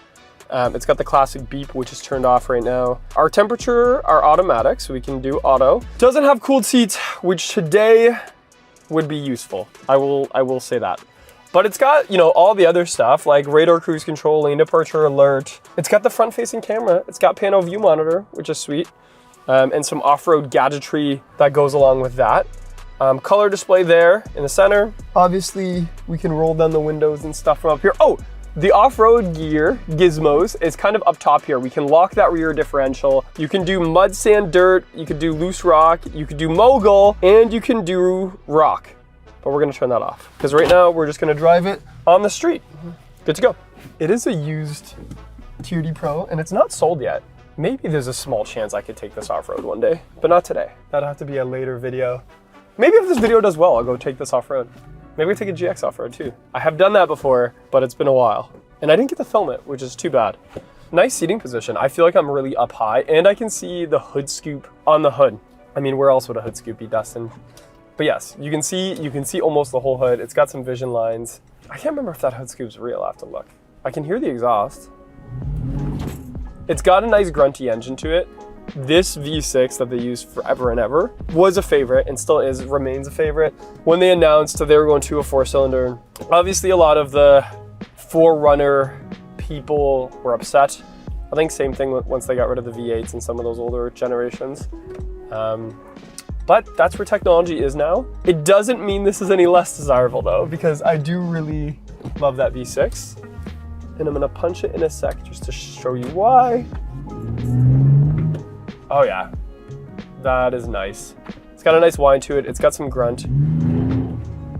You know what? Pretty smooth too. It rides a bit like a truck. I'm gonna give a point to the GX for that. Like this is more rugged. There is no doubt about it when it comes to like actually driving on the road. It does have heated seats. It does have probably, you know what? I don't know if it has a heated steering wheel actually. But some of those luxuries, like to a buyer of an off-road 4Runner or Overtrail GX, I mean, maybe they don't care about all the luxuries, but having a couple, like the seats are leather, you know, things like that is quite okay. Oh man, I like this truck a lot though. I like it a lot. I remember working at Toyota back in 2015, and you could lease a 4Runner, drive it for 3 years, and then pretty much sell it or trade it in or whatever, and get so much equity back, it would have covered your last 3 years of leases because they held such great value. Now a lot of that depended on the dollar and like how much they were selling for in the States and things like that. But I wonder, like this generation has such a following. This could be like one of those used car finds that are like the best purchases ever. And GX is kind of like that too, actually. GX has that a lot of the time where, you know, it holds a value so strong that it almost pays for itself after a couple years, of course.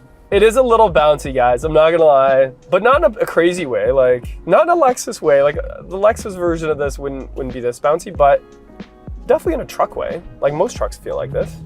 And maybe that's the move, is maybe going 4Runner would encourage people to like treat them a little bit more rugged and off-road like they deserve to be. Where maybe on that GX people feel a little bit worried to do so because they're paying $100,000. Pick one of these up, even used, you know, for close to half or maybe just a little bit more than half. And it's got pretty much the same off-road gear as that GX. Maybe not quite to the same like high-tech level, but mechanically, I mean, it's gonna be pretty close. And it looks great. Like that scene in Black Panther where, you know, it's kind of just like crashing through the hills of San Francisco or wherever it was. So I don't know, I think it's gonna really depend, but I like it. I like the fit and finish. I like the truck feel. The steering wheel feels great. It's super light to drive. The engine's great, the transmission is great. All of those things are favorites in this community. Some of the knobs and stuff are a little plastic, but even some of them also have a little bit of like a grip finish to it, which makes it a little bit nicer, but I like it. I do really like this truck. I'll give it that.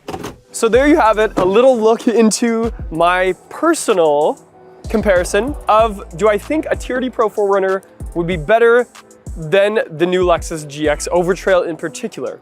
And I think it comes down to this. If you were to get a TRD Pro 4Runner, I would hope someone is going to drive it the way it's designed to be driven. And that means going off-road, that means taking a little bit of abuse because we know these things can take it.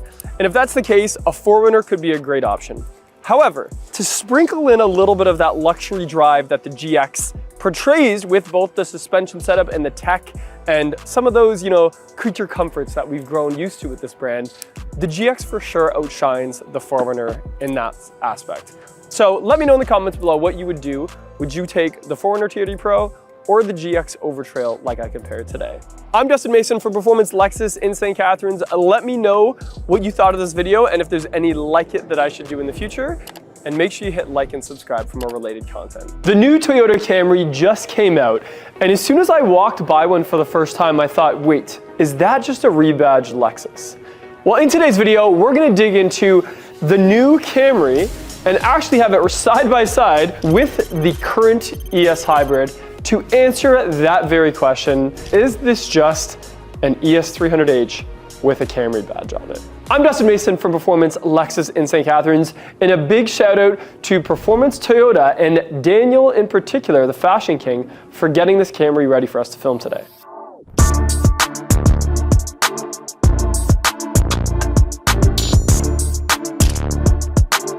Okay, so just a little bit of a background with my relationship and the Toyota Camry. Not many people know this, but I went to school to be a mechanic. I didn't end up being one, obviously. And when I was in school, a lot of my classmates all drove Camrys. And because of that, there was always this camaraderie about how sick Camrys are.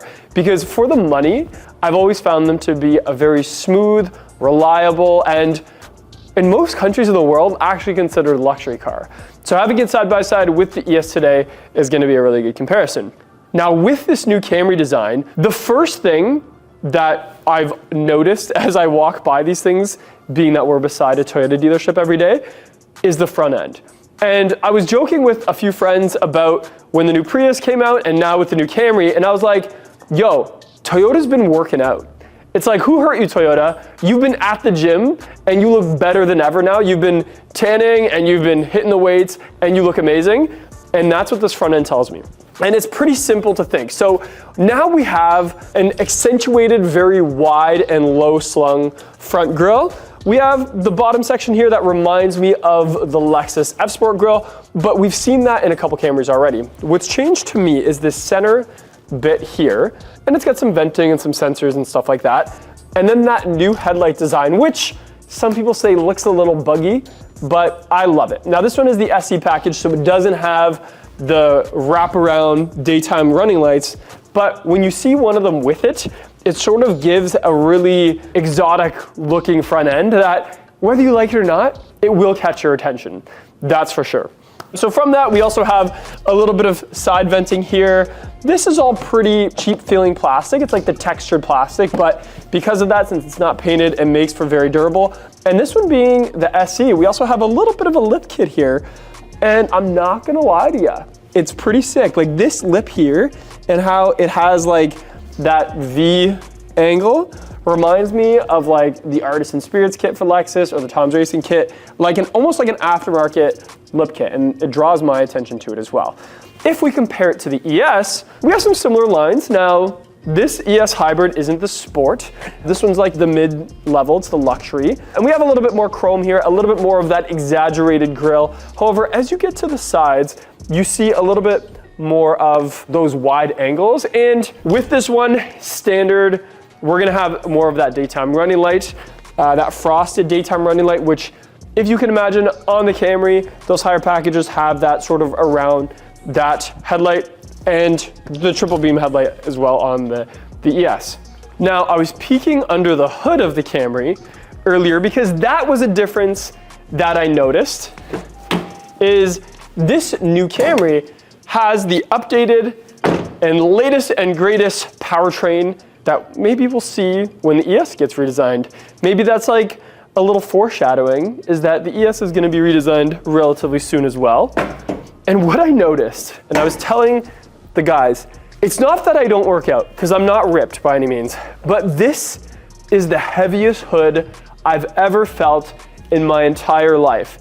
And I get that with Lexus, I'm used to having a little bit of a strut on the hood instead of the prop rod, but I mean it. I don't know if that's part of the structure or the crash test rating, or just a way to insulate and help with some sound deadening for the 4-cylinder hybrid system we have under here. But I will challenge you to lift up one of these hoods. It's super solid and super heavy, and I'm sure that helps with safety. Under here, yes, the new Camry only comes in a 4-cylinder hybrid, but it does come in two trims, or two powertrains, I guess you could say. You have that on-demand all-wheel drive system, or the SE front-wheel drive system that we see here. And when you go to the on-demand, you'll get some extra electric motors and a little bit extra power as well. Now, speaking of that hood, as I'm closing it, I do see some nice body lines, one that fades away and one that sort of stays truant all the way through the edge. Pretty similar to the ES, except for on the ES, it has more of a round at the front. So it sort of wraps around and then stays truant.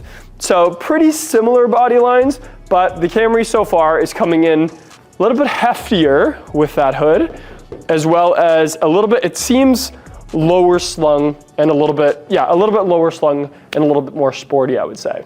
Okay, so let's look at the side profile, which makes me think this is the exact same car. Just kidding, but it's similar. The wheel size, so we have an 18-inch wheel Hankook on the Camry and an 18-inch wheel Michelin on the ES. They're both the exact same size, which is a 235/45/18, and they both have just a regular brake setup below it. I did notice the Lexus bumper sort of goes higher up that fender to make it so it's almost like a two-piece side, where this one stays low and towards the front. And even the fender itself has a little bit more tin sound to it on the Camry. And oh, you know what I noticed? The mirrors. So the top of the mirrors has these little vortex generators. On the Camry, we have the little vortex generator on this little triangle piece. And again, it's almost like that textured plastic. On the Lexus, it's a lot smaller and painted, and we have some chrome injected to a little bit sleeker of a mirror. Now, this is the real test. The sound of closing the door. So we're gonna start with the Camry. Okay, now to the Lexus. Definitely there's a difference. It's not huge. Hang on, it's yelling at me. It's not huge, but as expected, the Lexus does have a little bit more weight to it, it feels. And because of that, a little bit less of the tinny sound, but it's not a lot on the Camry. It's still not bad. And actually the rear door, there's almost none. Yeah, it's really similar. However, the Camry does have a little bit more of that tinny noise. I'm sure it's just a little bit of weight savings. And sometimes I find with Lexus and Toyota, it's like they'll build the Lexus, and then with the Toyota, they're like, oh, let's just make it so it's a little bit less luxurious so that people still buy the Lexus, because they're still the same parent company. Height-wise, I would say both are very similar. The Camry might seem lower, but I think it's just in my head. If so, we're talking fractions here. It's not a big deal. And it could be because it's the Sport. I'm not 100% sure. So body lines of the Camry did make me think. Now, I saw this all over the internet that people were criticizing the new Camry for just being like a reskinned old Camry, because the way that platforms work now is different than it used to work years ago. Technically, this is on the same platform, but the word platform now means sort of like the puzzle pieces that go together, or like that foundation of the car itself. And I would say looking at it, I didn't think so, except for when I look down the side, the body lines of this Camry look very familiar, like the old one. However, we do have a little bit of a lip kit on the bottom because of that SE. And it looks like that body line goes right down the middle of the door handles, which look unchanged from previous models. On the Lexus, we have a little bit higher of a body line, and it's a little bit more of an edge to it. I did hear recently from a guest of mine how important that part of the integral structure is when you have that fold like that in the aluminum, and what that does for it. Then the door handles, again, just the standard Lexus door handles. They're not the E-latch yet. I'm sure when they redesign the ES coming soon, we'll probably see a little upgrade to that electronic door latch that I love so much. And now let's look at some rear ends. So on the back of the Camry SE, we have the SE badge as well as the HEV badge, which I'm seeing pop up a little bit more. Yo, we got a blacked out Camry logo, which reminds me of the LEXUS logo that we're seeing pop up. And by the way, even on some Lexuses, I've seen us be able to black these out. But this looks like it comes from the factory that way. And I think that's super sleek and classy. Now, if you know me, you know I love a good taillight. So let's check out the taillights on the new Camry. And again, it's an SE, so I'm not expecting the world here, but they're super smooth. So a little bit of just diffusion here, classic Toyota looking taillight, nothing to write home about. I think in the higher packages, it's more sharp and more diffused and a little bit more Lexus-like. And of course, one of the benefits of the Camry is gonna be that trunk space. So looks super wide. You can definitely fit a couple golf clubs. The trick is to see how many Dustins can you fit in here. And it looks like at least one, maybe 1.5. There's lots of space. Not too many features, although I did notice those back seats do fold down. And that is a benefit because not every car does that. And we have a little lever there to do so. I'm gonna check to see, and yes, it does. It has a spare tire. Ladies and gentlemen, it has a spare tire. I know people in the comments are always making sure I talk about spare tires, and this Camry has one. Okay, so back to the ES. So we have a little bit of chrome at the top there, the classic Lexus logo, the ES300H down in the bottom right, and then not really any diffusion going on here. It's just a solid painted piece at the bottom, and the exhaust pipe is tucked nicely up because that body language or that new design language of having no exhaust back there. But otherwise, nothing crazy to write home about. I will show you them taillights though, because they're super sharp. So now we have more of a diffused LED setup with some layers to it. And again, in traffic, it just catches your eye and states that this is a luxury vehicle that is driving in front of you.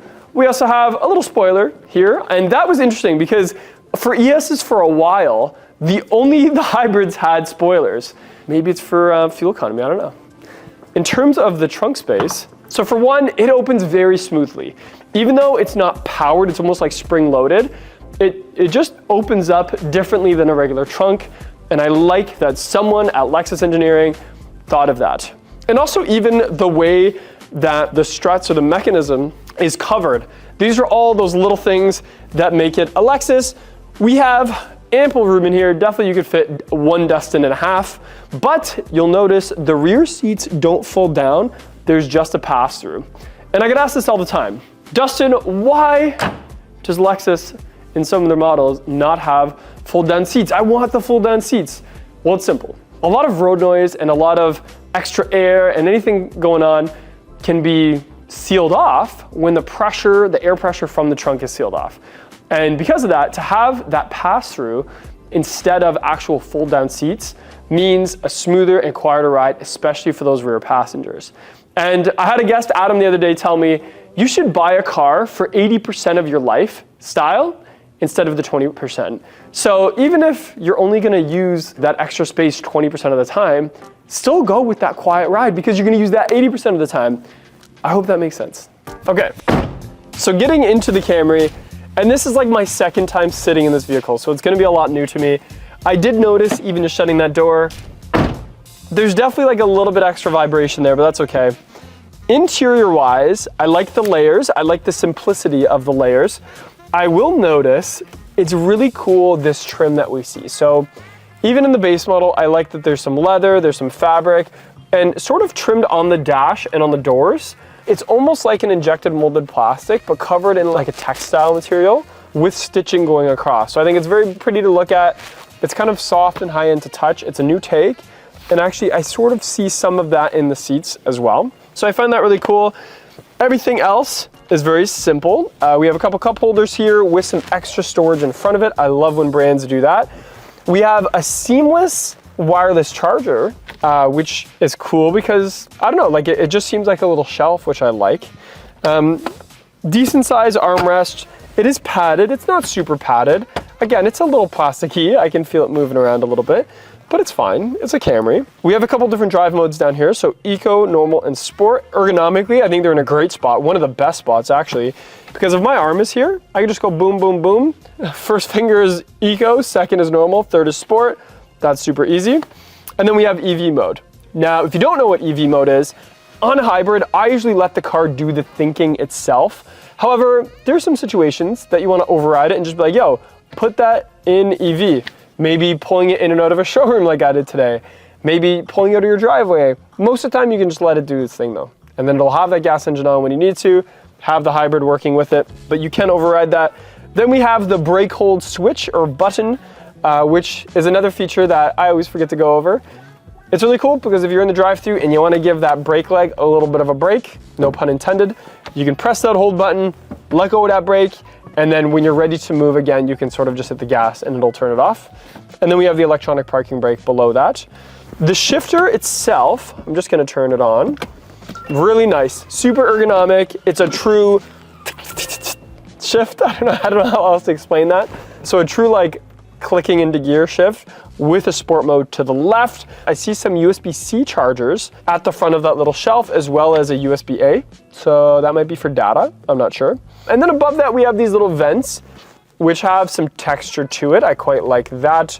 The four-way switch is within reach of that shifter, which I always like to see.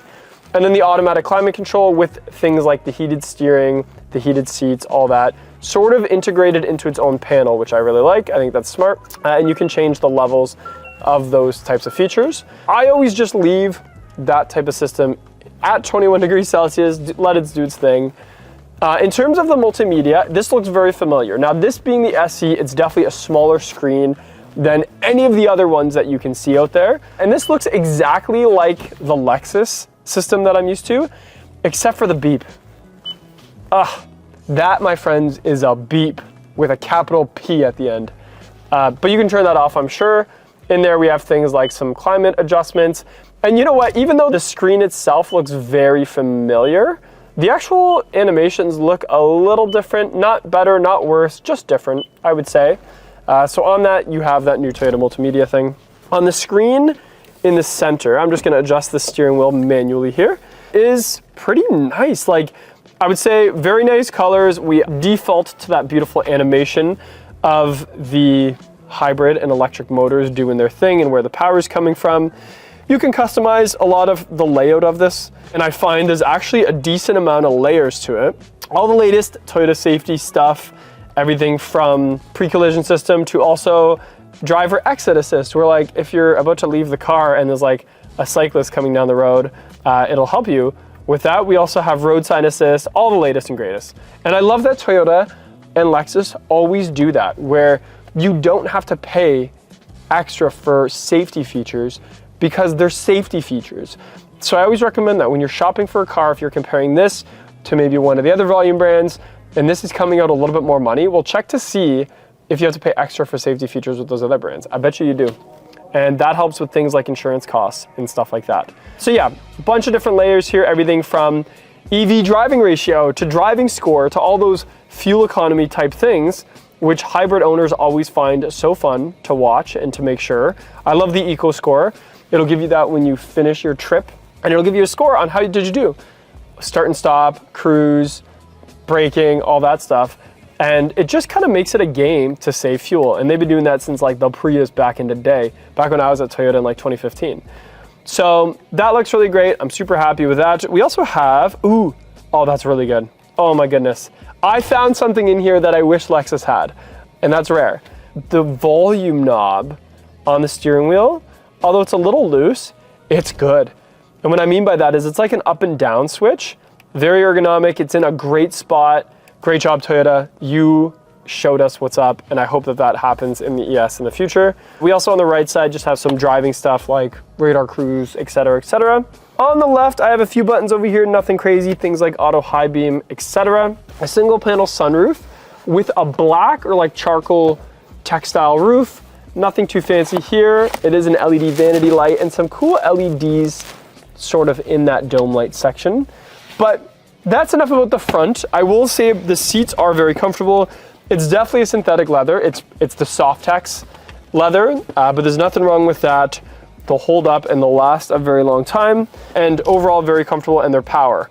And the lumbar is really good too. But let's take a look at that rear seat and see how that compares. Okay, getting in the back seat, first of all, shutting the door on the back, more solid than the front. Hands down, way more solid. There's less materials and like less mechanisms in the rear door, and I think that's why I don't hear that extra shake. Also, I find ergonomically, it feels really tall back here. I feel like I have tons of headroom. I feel like I'm very upright. I feel like the seat in front of me is actually really tall. So I don't know if the rear is lower. Like, I don't know if I'm actually technically sitting lower than the front, but it feels comfortable and very safe, and I like that. I did find a very interesting design that reminds me of the ES, and that's right here. It's like in the Katana, which is like a very interesting design language on the ES, on the dashboard where there's like this panel that looks like a katana. That's exactly what this is here. It's almost like they took that from the ES and put it here, except they made it plastic, where on the ES it's actually metal. So that's something that I noticed. Let's look at this armrest. Again, I wouldn't really expect less. It sort of droops down, but it does the trick. No one's gonna complain about it. It's leather, it's comfortable. The seats themselves are very comfortable. Amenities, we don't have a ton in this package, just a little map holder. We have some vents in the center, some charging ports, nothing crazy, but a really comfortable car for the price. Okay, so now we're sitting back in the lap of luxury with the Lexus ES, and I'm not gonna go over the extra features you get in this because this is a higher package, it is a more expensive model. Those things are going to be expected. It's more about the layout. So already very different center console, although the shifter is in that still step design, very similar to what I saw in the Camry, just a little bit more leather, a little bit more size to it. The actual layout is very different. We have that wireless charger closer to the back, a couple cup holders in the front, and the console, I hope I'm saying that right, the console itself seems bigger. The armrest that opens, both sides, a little bit extra leather, and the materials themselves are just higher quality, including how that door shuts, right? A little bit more solid with some wood grain, some aluminum. Things you touch are higher end, including even things you don't touch normally, like this little panel here. So that is sort of where Lexus and Toyota are going to differentiate, is the materials used on the interior. Although, as I pointed out, even the screen, once it's fired up, is a really similar layout. It actually looks like the same multimedia display, although someone just drag and dropped it and put it in a Lexus versus a Toyota. We have a little bit more buttons for things like heated and cooled seats, all separate down at like this lower panel, where in the Toyota it was more integrated up. So we see a little bit of differentiation there. Seat-wise, I mean, the ES has always been known for very comfortable seats with lots of controls. This one has genuine leather, where some of them are still gonna be Nulux, which is very similar to Softex. They both have the synthetic leather that Toyota and Lexus offers. I am impressed, and I'm always impressed with the new ES and how modern it feels, because it's got wood grain, but it's like a modern take on wood grain, and it gives you a little bit of that timeless. And speaking of timeless, we still got a clock in here, like an analog Lexus clock, which I think is just so classy. Back seat of that Lexus, oof. Sorry, that sounds great. I gotta do it again. Oh, amazing. That sounds so good getting into the back of the ES. We also have, already as I'm getting in, stuff like the door handle is metal. It's a metal door handle. We have wood grain on the doors. We have layered leather, less of that cheap feeling plastic and more luxury feeling things. So it's one of those things that if you didn't have a Lexus before, you wouldn't notice a difference. But once you have it, it's hard to let go of those higher end materials. Amenities wise, I mean, it's the same package. We have some maps, we have some wireless, or not wireless charger, we have some USB-Cs, we have headspace, and even the armrest here flops down, but it's just taller. There's less of a gap, there's more to it, there's cup holders built into it, it's a bit more comfortable, even the seats are more comfortable. The attention to detail with like the leather and the stitching and the perforated leather, all of those things are expected. In terms of space and size, I mean, they both have tons of that. The Camry might even have a few extra inches, I'm not sure. It's all pretty similar though. So to answer the question, is the new Camry just a rebadged Lexus? And the answer is no. However, coming soon, we are going to see a new fully redesigned ES that we're imagining is going to be offered only in hybrid and maybe even plug-in hybrid, similar to what we saw happen with the Camry. And we also think there's going to be some upgrades to the powertrain, maybe even an updated hybrid powertrain, like how this Camry here has 225 horsepower and this one only has 215. And I think when that happens, Lexus is going to do a really good job of differentiating itself from Toyota, as they've done in the past with driving dynamics and maybe even a higher horsepower powertrain, which I of course know nothing about, wink wink, nudge nudge. And on the Camry, we did see some really cool engineering feats. One is, and this could be wrong, but it's what I read online, and everything on the internet is of course true, this was fully designed by an engineer here in North America. I think the USA to be exact, where usually the Camry has a head engineer in Japan or somewhere else, and then they sort of like fine tune it. So this car was designed and tuned from the ground up for roads in North America and that driving dynamic. And because of that, we see a very smooth ride and even smoother and better suspension than previous generations. We have some latest tech, some amazing styling. Even the Toyota badge just looks better. It's more like a brushed aluminum that really sticks out instead of, a chrome that might actually fade and stuff like that. I think Toyota did an absolute amazing job. I can't wait to check out a totally fully loaded one. However, it's definitely not a Lexus, but still a lot of great value for the money. So big shout out to Performance Toyota for letting me film this beautiful car. Make sure you check out their YouTube channel, which is linked below, Performance Toyota. I'm Dustin Mason from Performance Lexus in St. Catharines. Make sure you let me know in the comments what you thought of this video and which one you would choose, the ES or the Camry, and I'll see you in the next video.